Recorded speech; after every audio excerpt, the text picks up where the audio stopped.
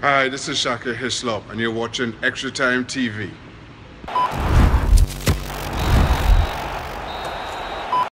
Hey everyone, welcome to another episode of Extra Time TV. This is Andres Okla. I'm Campbell. And guys, we have a big football match coming up. That's right. The Hex is, I guess, reaching the tail end, the important matches. But Trinidad and Tobago has secured a friendly, a warm-up against Jamaica. You know, they got defeated at the Gold Cup final. Yeah. So Kevon, you know, let's just get straight into it. What do you think about this particular choice of game that we're going to play? Andre, it's on the 24th. And what it is, it's the Caribbean Derby, the Caribbean Classico, Yes. as it says. And Jamaica, they're doing great.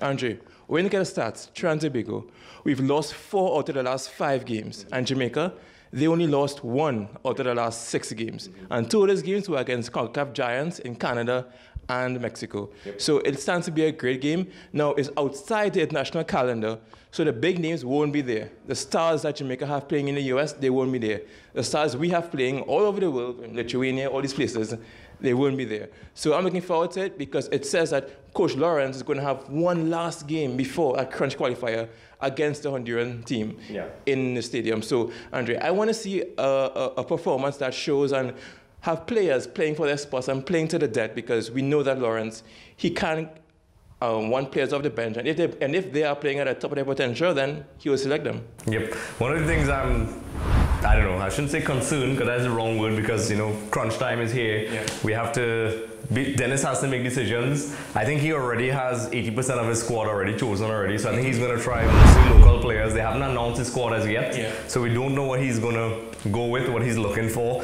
It seems as if he's trying a lot of goal scoring options based on the last couple of friendlies. When we played against Ecuador, you know, we tried out the Mr. Clark himself, who did okay, if you want to be very honest. A lot of people were excited about that call-up. So I don't know if he is going to be an option for the upcoming qualifier. I think he's going to get some more playing time.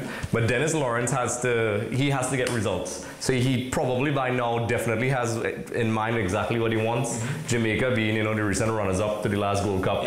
You know, it's an interesting quick friendly that they organized.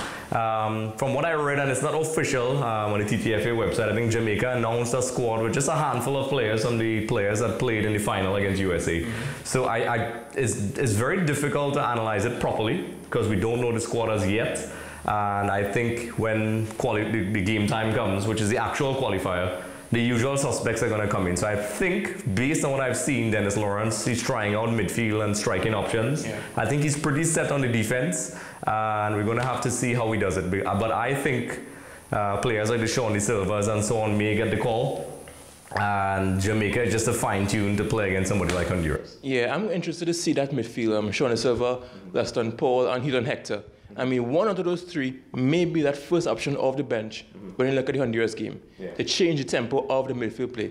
And up front, Mr. Clark may get a shot again because Botswain, good news is that he got a contract with Costa Rican powerhouse Alajuelense. So, I mean, looking at come September 1st, Botswain also on a foreign team. So, local-based players, I'm thinking Clark, but also in defense, it will give the guys like Gonzalez and right back, Alvin Jones, more time in crunch situations and playing in front of the home crowd. So that's the main thing I'm looking forward to, seeing that continuity, seeing those guys show them what they can do against an opposition that is not as strong as Peru because it's on a strength Jamaican team. So it means that they can probably attack more and show what they can do better in the final third compared to what they did in Ecuador, in Guayaquil.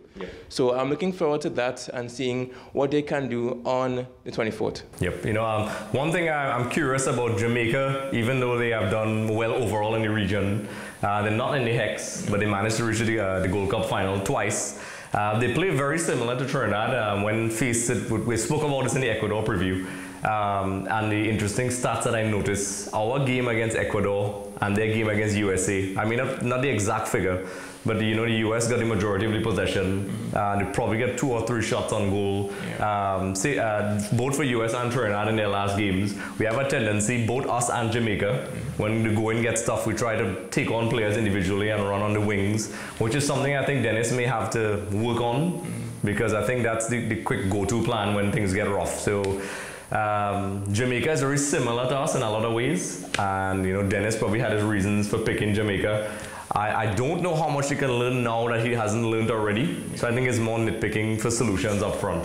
So Kevon, how do you think this game is going to play out? Andre, I'm going to see a Trinidad victory. And the pressure is on, and they will actually show up.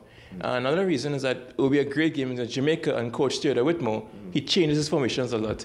He travels from that 3-5-2 to a 4-3-3. So I want to see Trinidad play against those different formations if Coach Whitmore does that.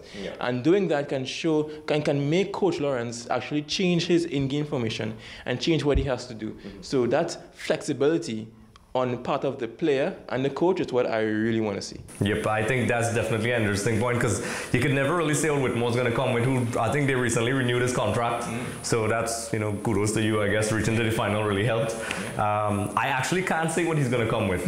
You don't know if he's going to come with a 4-4-2 or 3-5-2. What Jamaica is clearly doing from that unofficial list that we saw, which I'll post in the link below, is that they're trying out new players. So Jamaica, they're not going to come with this squad that they played in the final with.